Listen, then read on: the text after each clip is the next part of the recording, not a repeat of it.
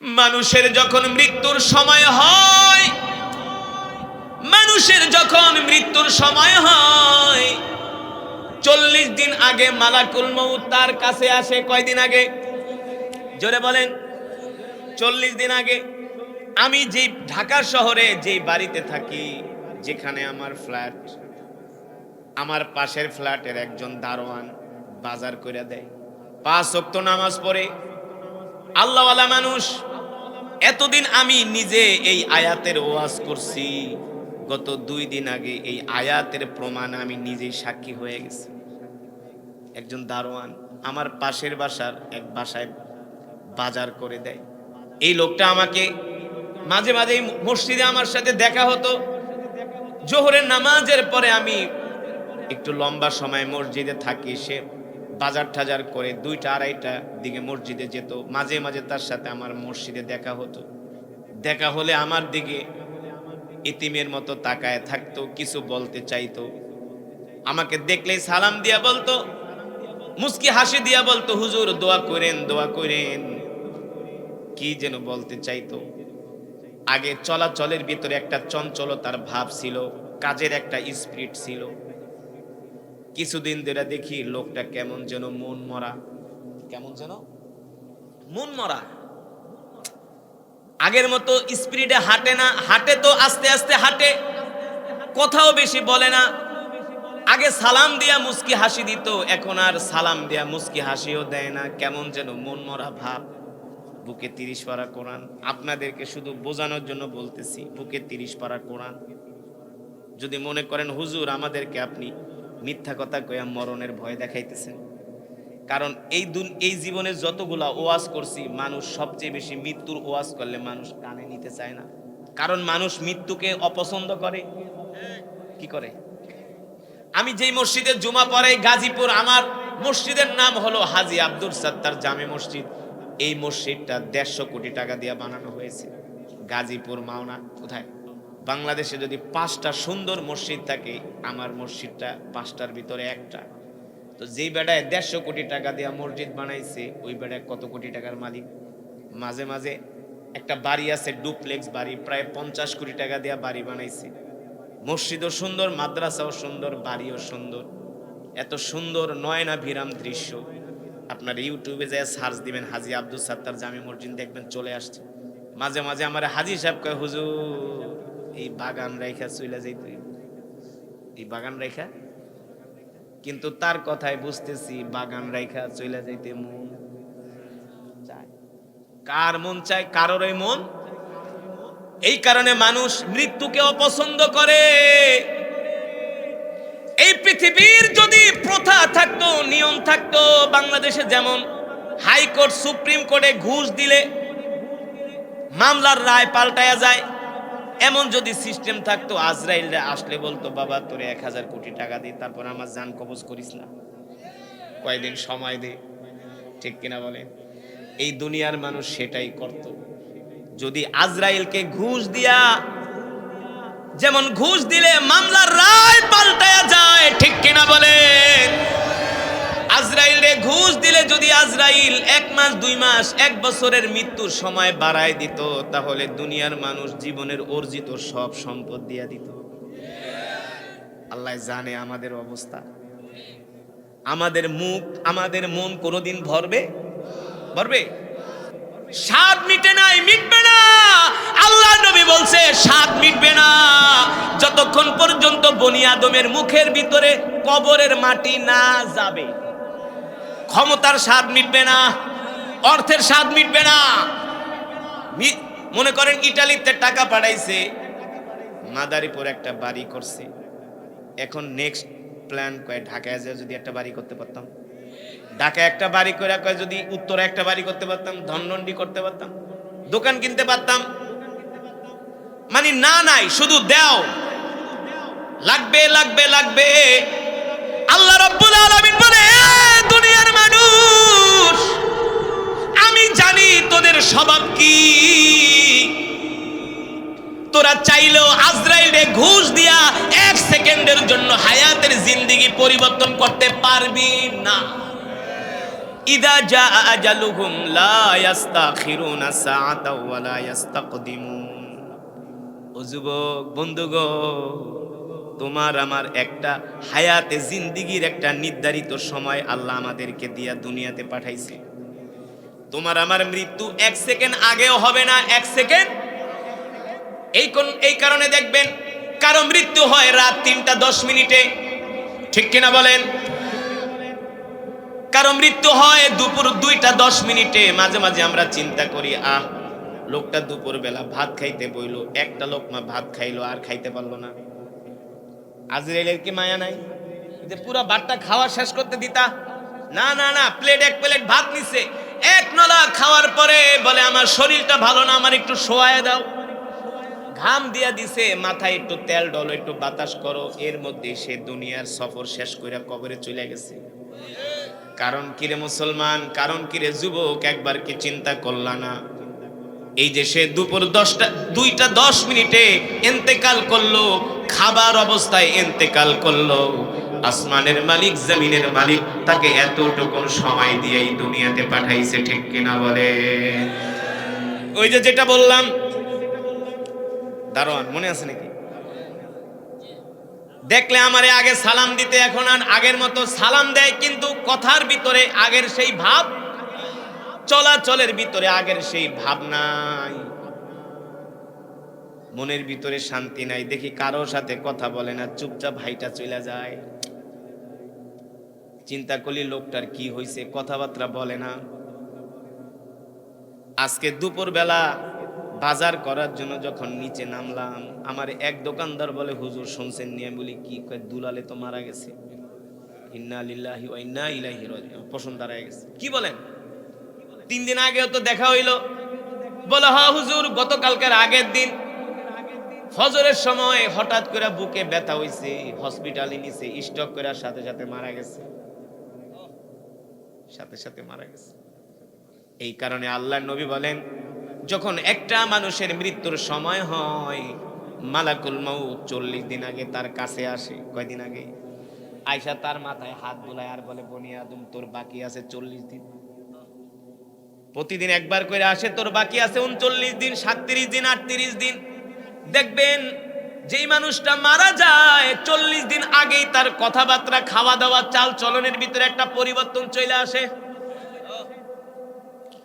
যদি আল্লাহওয়ালা হয়, মুমিন হয়, সে তার ইবাদত বাড়ায় দেয়, মসজিদে যায় বেশি বেশি করে নামাজ পড়ে, জিকির করে, আল্লাহর কাছে দোয়া করে।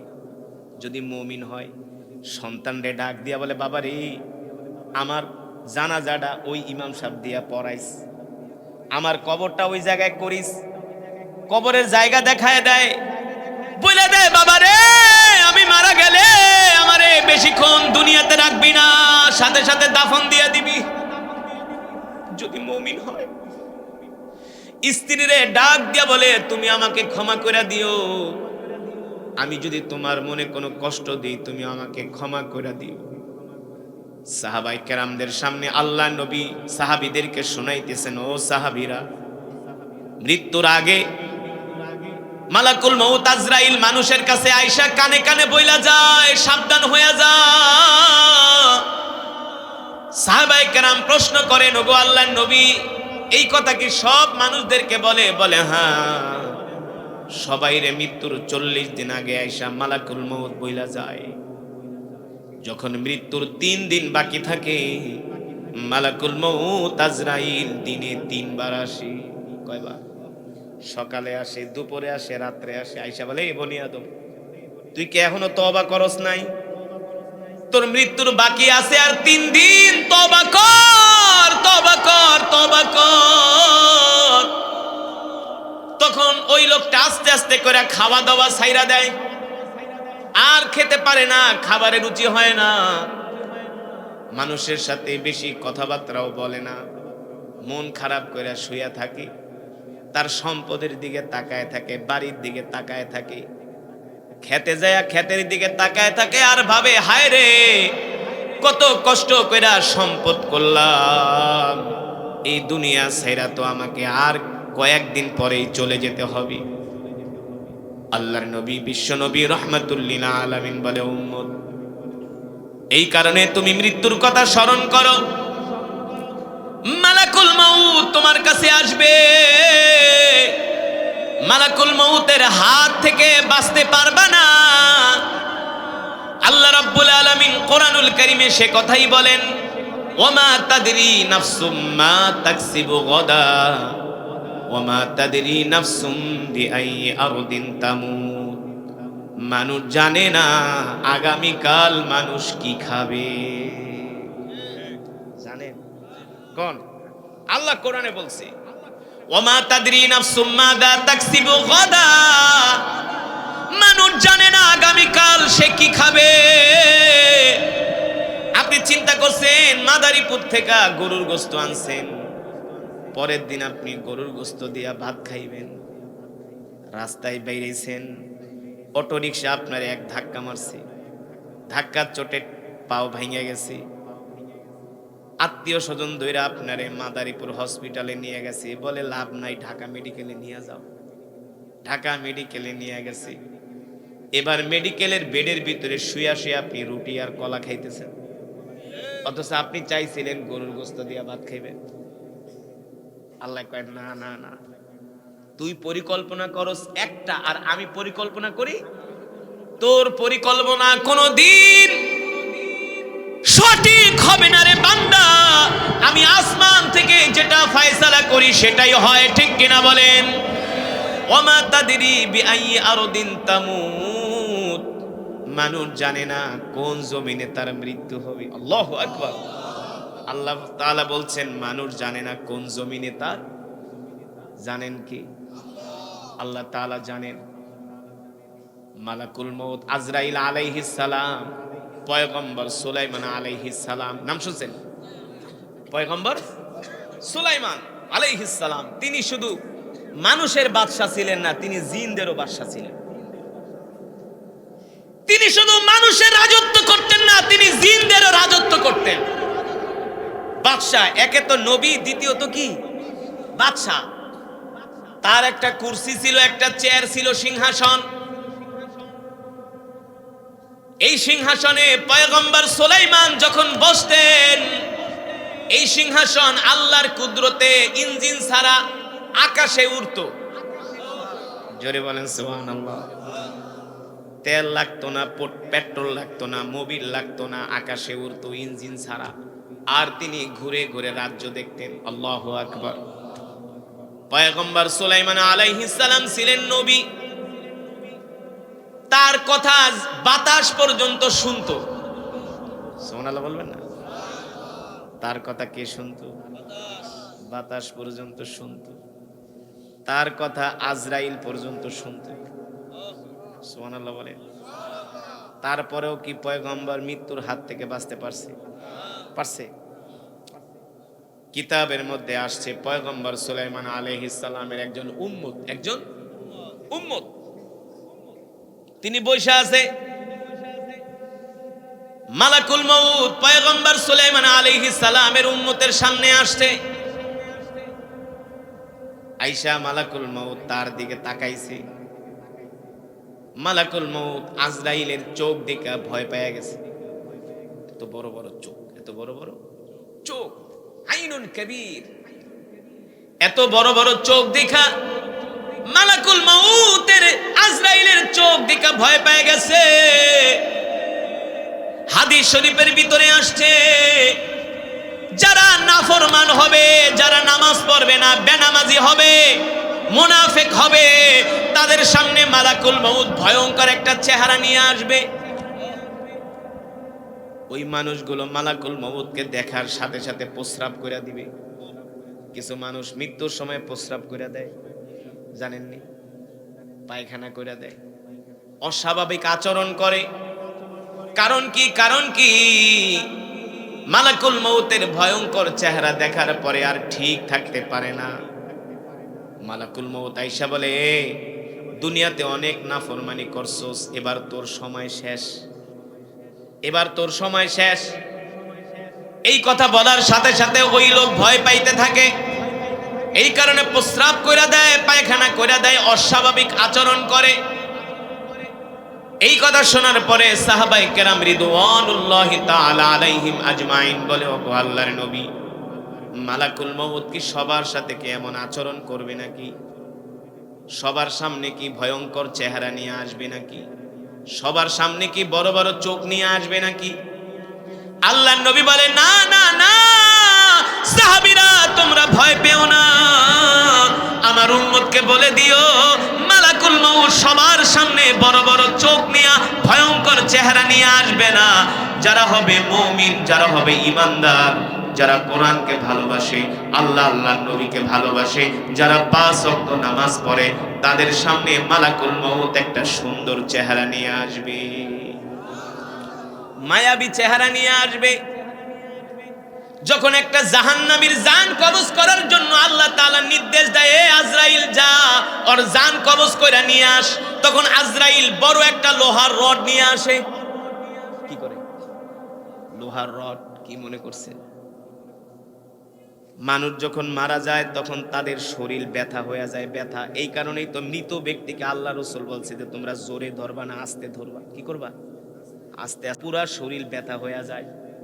যারা নাফরমান, মালাকুল মউত যখন বড় লোহার রড নিয়ে আসে, নাফরমান মালাকুল মউতকে দেখার সাথে সাথে তার রূহ, তার আত্মা ভয়ের চোটে এই হৃদয় থেকে পায়ের চিপায় চলে আসে, পায়ের একেবারে আঙ্গুলের চিপায় চলে আসে। আয়েশা রূহ বাঁচার চেষ্টা করে, মালাকুল মউত তখন রড দিয়া পিটায় পিটায় পা থেকে রূহটাকে বের করে। সাহাবায়ে কেরাম প্রশ্ন করছে, ওগো আল্লাহর নবী, বদকারের মৃত্যু কি এত কষ্ট? আল্লাহ রাসূল বলছে, শোনো কত কষ্ট শোনো।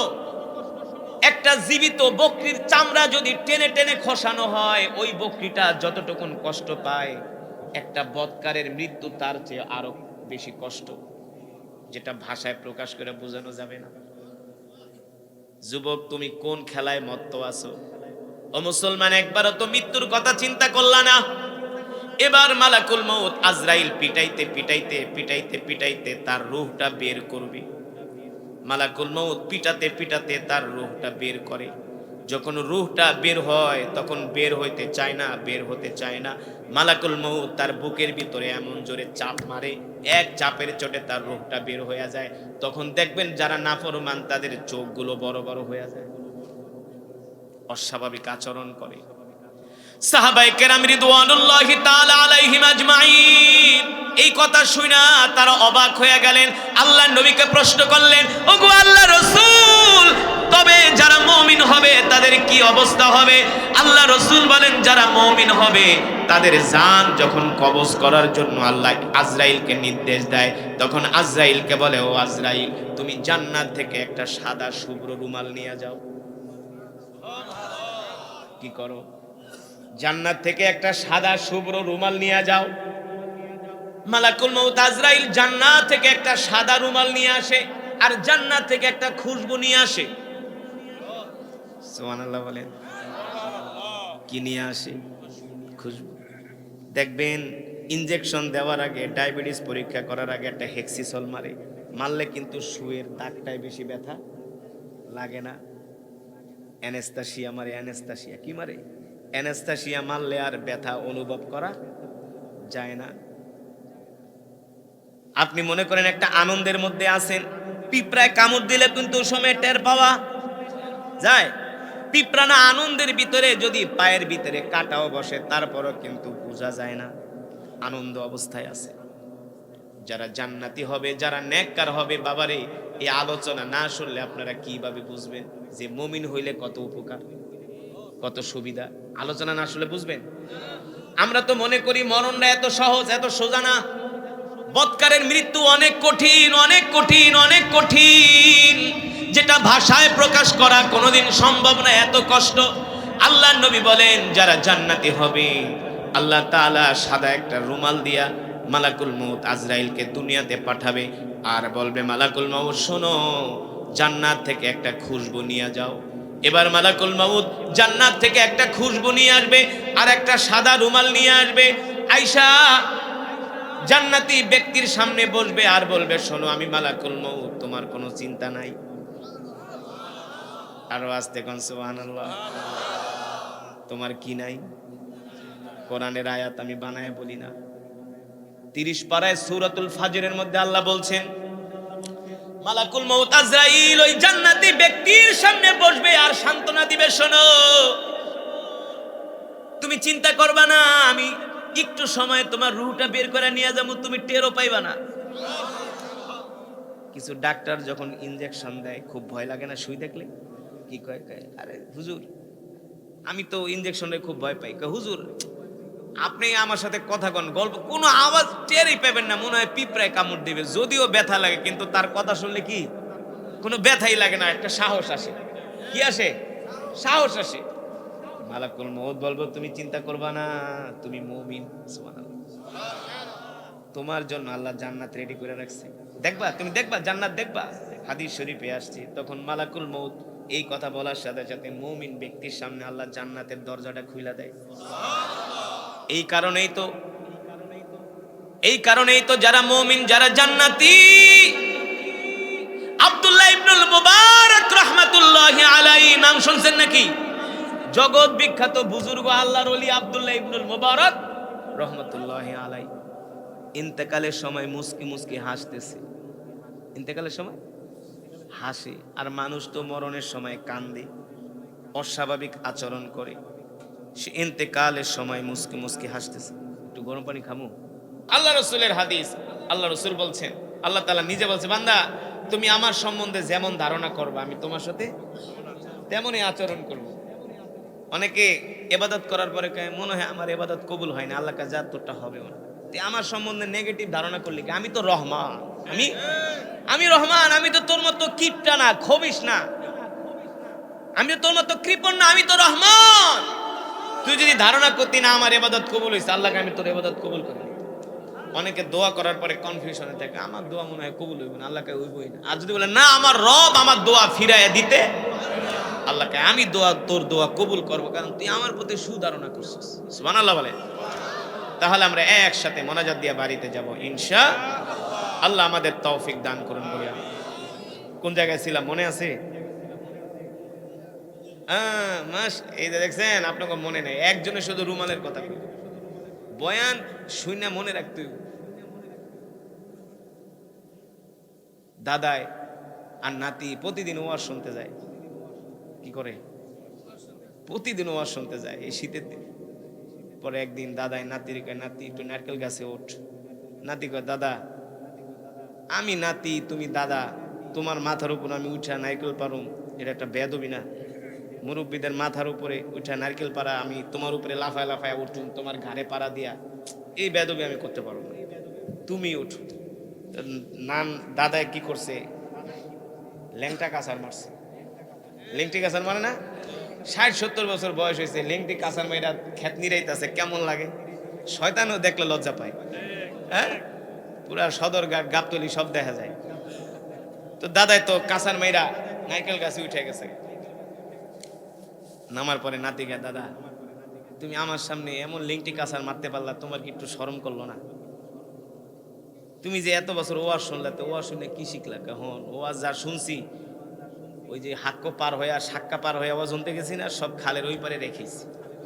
ওয়াজ বাড়িতে আসলে আমাদের অবস্থা কিন্তু এমনই, আমরা ওয়াজ ঠিকই শুনি কিন্তু ওয়াজ আর বাড়িতে নেই। নাই ওদিন সিলেট গেছি গোয়াইনঘাট ওয়াজ করতে, একবার ইন্ডিয়া বর্ডারের কাছে। তো বছরে একবার যাই, ওদিকের মানুষ আমার খুব ভক্ত, হাজার হাজার মানুষ হয়। আমি ওয়াজ করে বাইরে আইতেছি প্যান্ডেল দিয়া, আমি যে বাসায় যাব ওখানে যাচ্ছি, হাজার হাজার মানুষ। তো 2-3টা বৃদ্ধ, বিশ্বাস করেন বয়স 50-60, 2-3 জনে সিগারেট বিড়ি বাই করে ধুমায় টানে আর কয়ে, আজকে হুজুরে ওয়াজ করছে রে, একেবারে দিলে লাগছে। সিলেটটা বসে খিতা খেরাত পড়ছে রে, খারি সাহেব খিজে ওয়াজ করছে, একদম খলিজা ঠান্ডা হয়ে গেছে, আর বিড়ি কিন্তু ধুমায় টানতে আছে। এই হলো আমাদের ওয়াজ শোনার অবস্থা। আপনি ওয়াজ শুই না 2-3 মিনিটের লেগে একটু বিড়ি টানা বন্ধ করতে পারলেন না, মাহফিলতে বাইরে বিড়ি টানা শুরু করছে, তাইলে ওয়াজ শুনে আপনি কি শিখলেন? আমল করতে হবে। এই যে মৃত্যুর আলোচনা আপনাদেরকে কেন শুনাইতেছি? যাতে মৃত্যুর ভয় করেন, মৃত্যুর কথা স্মরণ করেন। আকসিরু যিকর হাযিমিল লাযাতিল মাউত, আল্লাহ রাসূল বলছেন তোমরা অধিক পরিমাণে মৃত্যুকে স্মরণ করো। মৃত্যুকে স্মরণ করলে দুনিয়াতে তোমরা আর গুনাহ করার সাহস পাবা না। পাবো? কারণ যে কোনো সময় আমার মৃত্যু চলে আসতে পারে, ঠিক কিনা বলেন? এই কারণে আপনাদেরকে মৃত্যুর আলোচনা শুনাইতেছি। আল্লাহ যাতে আমাদের দিলটাকে নরম করে দেয় বলি আমিন। আল্লাহ যাতে আমাদের হেদায়েত নসিব করেন বলি আমিন।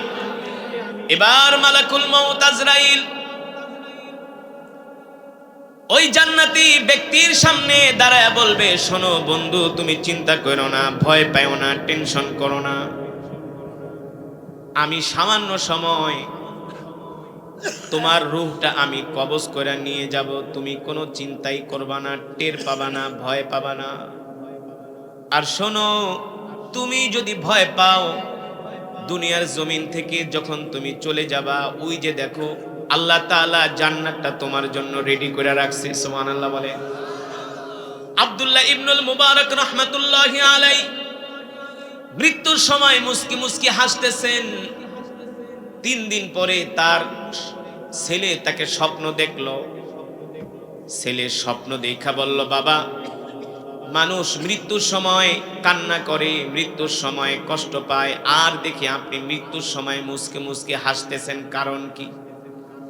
আব্দুল্লাহ ইবনুল মুবারক বলে, বাবা রে, মালাকুল মউত আজরাইল যখন আমার জান কবজ করার জন্য আসছে, আল্লাহ তাআলা আমার চোখের সামনে জান্নাতের দরজা খুইলা দিছে, আর আমি তাকায়া তাকায়া জান্নাতের নিয়ামতগুলো দেখতেছি। আল্লাহু আকবার।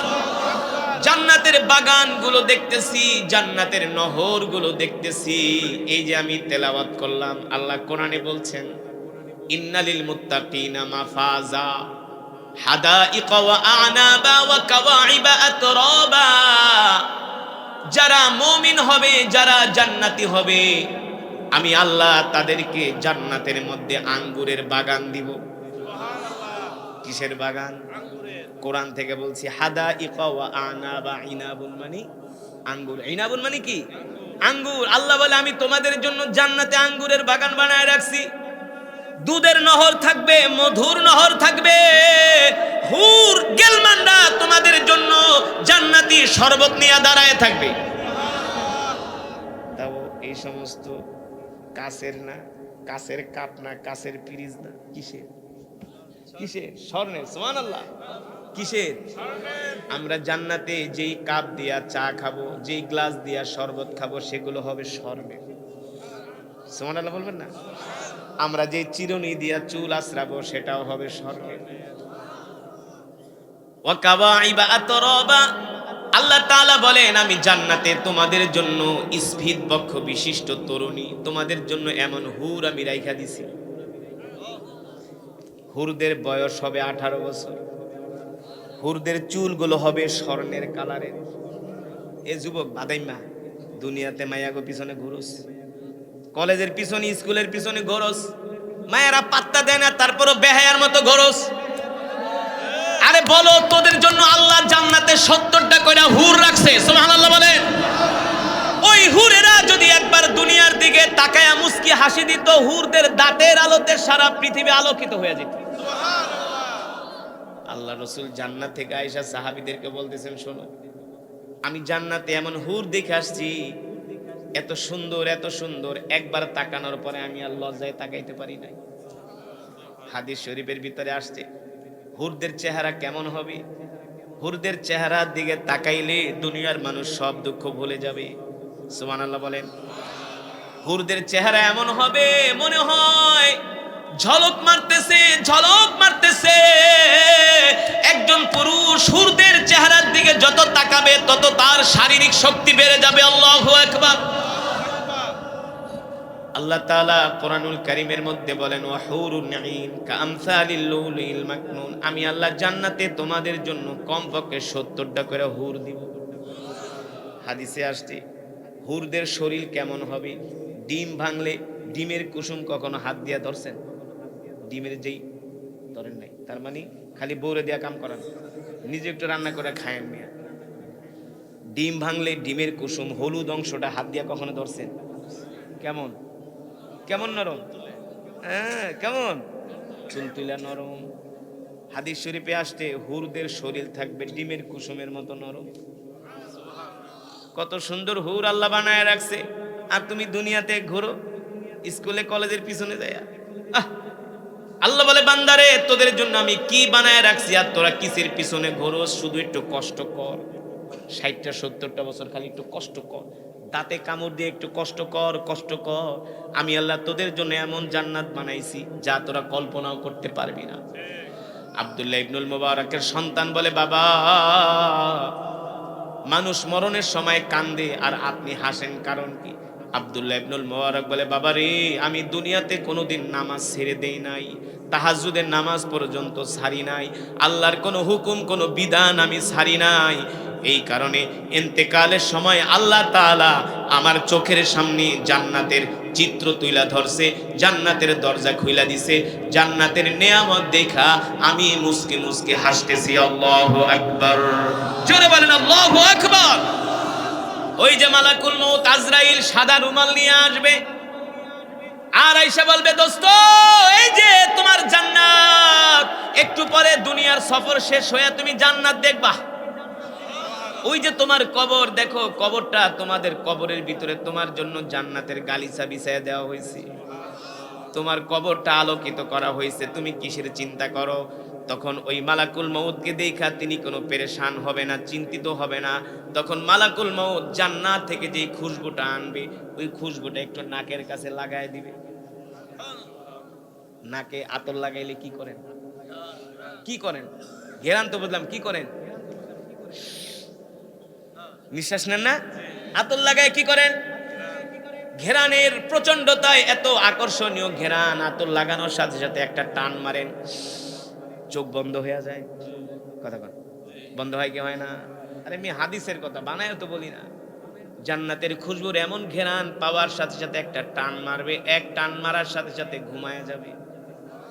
আর মালাকুল মউত বলবে, ইয়া আইয়াতুহান নাফসুল মুতমাইন্না ইরজিই ইলা রাব্বিকি রাদিয়াতাম মারদিয়া ফাদখুলি ফি ইবাদি ওয়াদখুলি জান্নাতি। এ জান্নাতি আত্মা বের হয়ে আয়, বের হয়ে আয়, তোর রবের সাথে মিলিত হবি, তোর রবের সাথে সাক্ষাৎ করবি, তোর রব তোর জন্য জান্নাত রেডি করে রাখছে। আল্লাহু আকবার, জোরে বলেন আল্লাহু আকবার।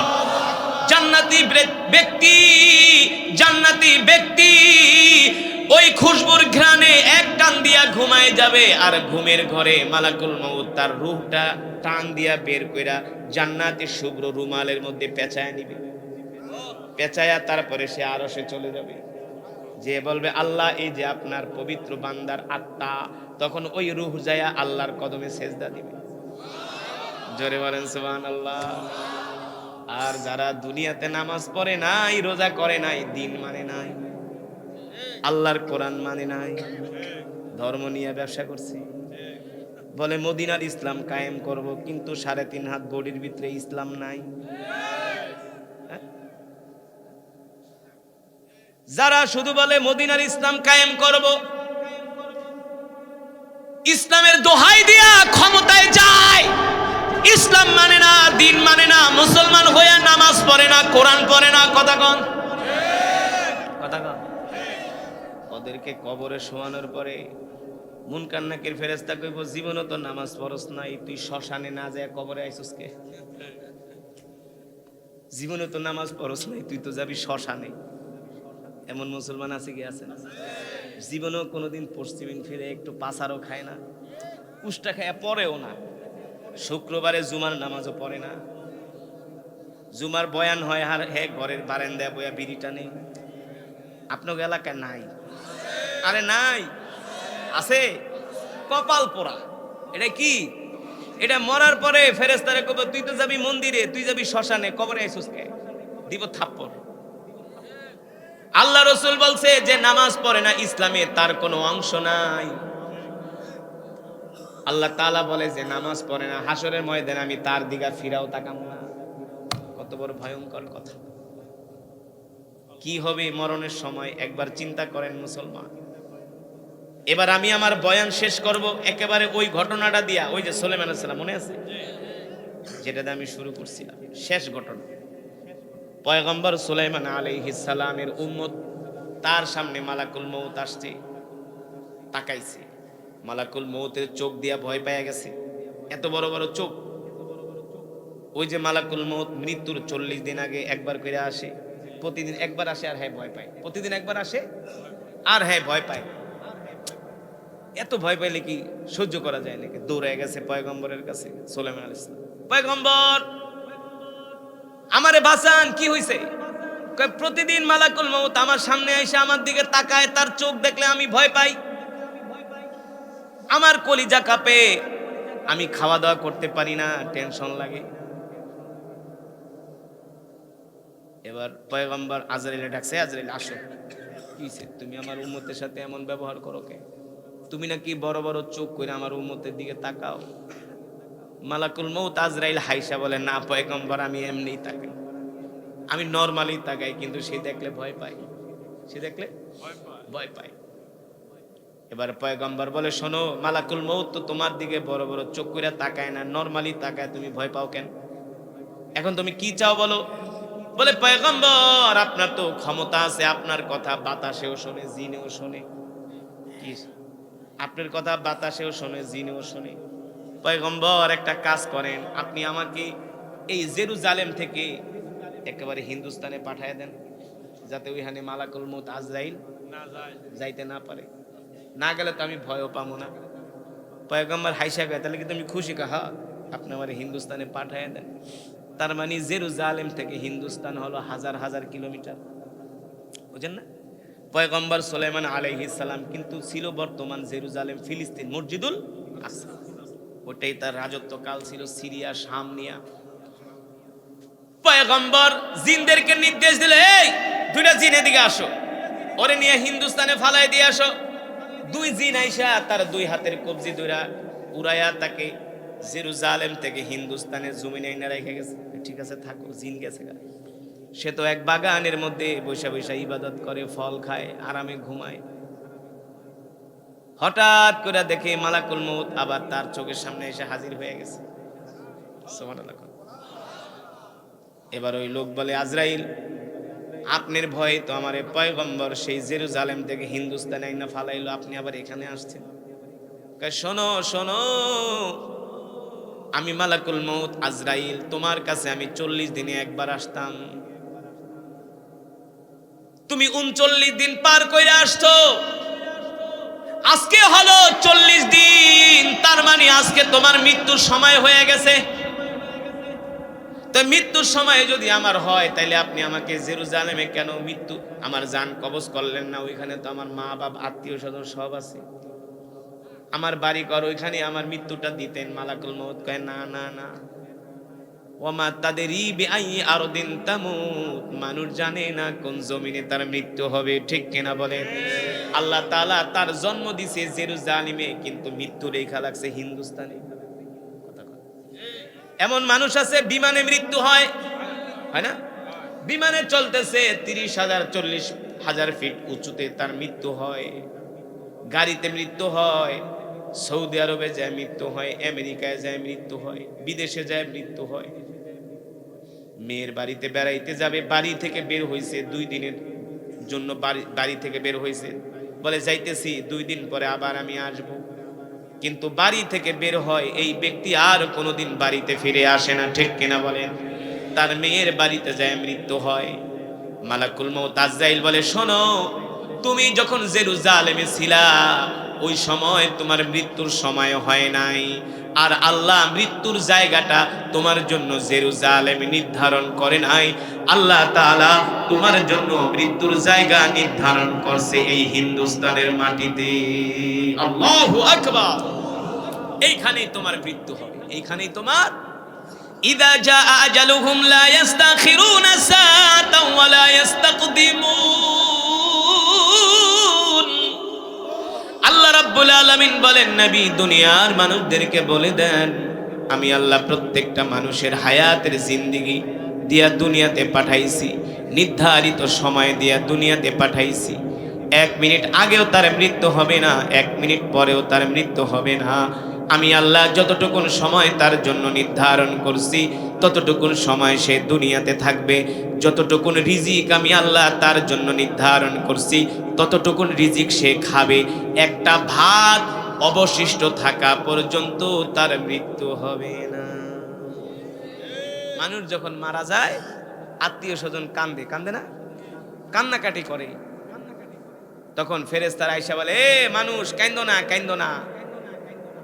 আল্লাহ তার জন্য যতটুকু রিজিক রাখছিল তার রিজিক খাওয়া শেষ, আর তার রিজিক অবশিষ্ট কিভাবে? রিজিক নাই তো, বরাদ্দ চা ছিল শেষ, সে কি খাবে? বরাদ্দ শেষ। আল্লাহ তাকে যতটুকু হায়াত দিয়া দুনিয়াতে পাঠাইছে, হায়াতের জিন্দেগিও শেষ। তোমরা কান্না করো না, তার জন্য কান্না করো না, তোমরা নিজেদের চিন্তা করো। সাহাবায়ে কেরাম বলে, আল্লাহ রাসূল, তাহলে আমরা ওই আজরাইলের কথা শুনি না কেন? আল্লাহ রাসূল বলে, শোনো সাহাবীরা, তোমরা যদি আজরাইলের কথা শুনতা তাইলে তোমরা চাকরি বাকরি, ব্যবসা বাণিজ্য, ক্ষেত খামার, পরিবার কিছুই করতে পারতা না। তোমরা মৃত্যুর চিন্তায় আজরাইলের ধমক শুই না তোমরা জঙ্গলে যায় বসে বসে ইবাদত করো, ইবাদত। সুতরাং বাবারা, বন্ধুরা, মা বোনেরা, এই পৃথিবী ছেড়ে একদিন চলে যেতে হবে, কেউ থাকতে পারে নাই, আমরাও থাকতে পারব। এই কারণে আসো মৃত্যুর প্রস্তুতি নেই। মৃত্যুর প্রস্তুতি 5 ওয়াক্ত নামাজ, আগে 1 নম্বরে 5 ওয়াক্ত নামাজের পাবন্দি হতে হবে। 5 ওয়াক্ত নামাজ পড়তে হবে, ঠিক কিনা বলেন?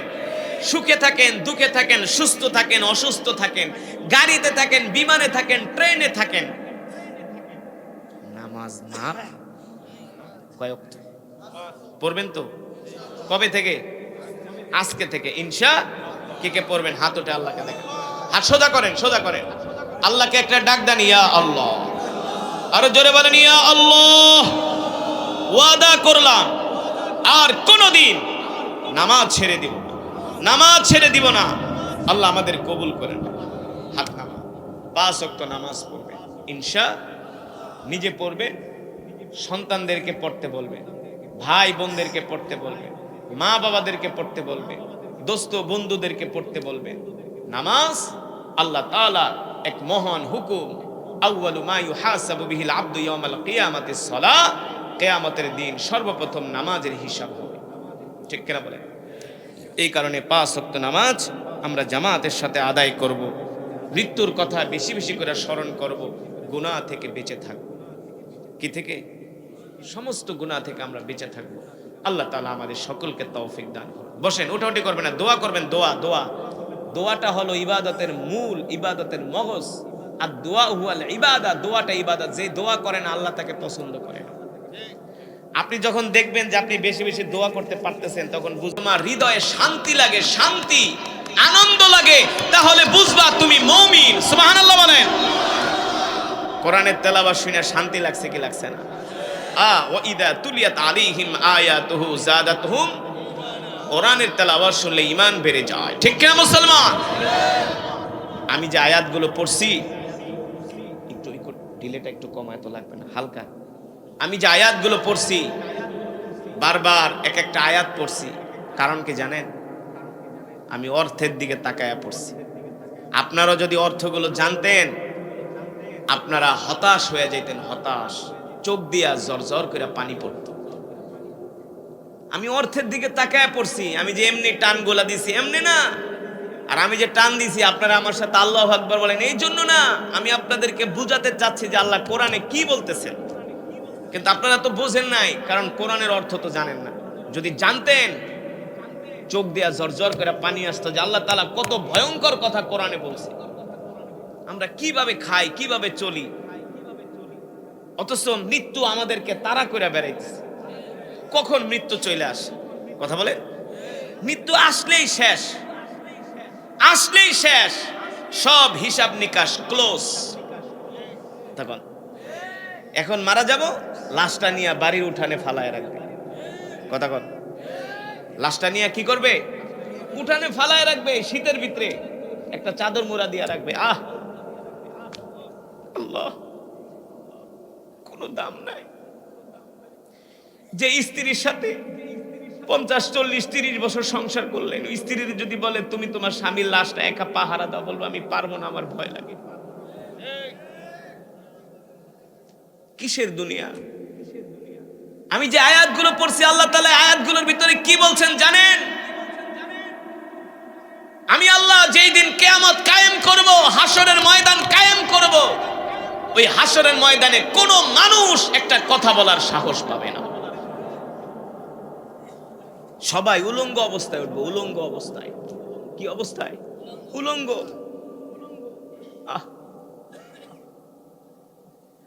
আম্মা জান আয়েশা রাদিয়াল্লাহু তাআলা আনহা জিজ্ঞেস করেন, গো আল্লাহর নবী, আমরা যে হাসরের ময়দানে উলঙ্গ অবস্থায় উঠব, সেই দিন কি আমাদের লজ্জা লাগবে না?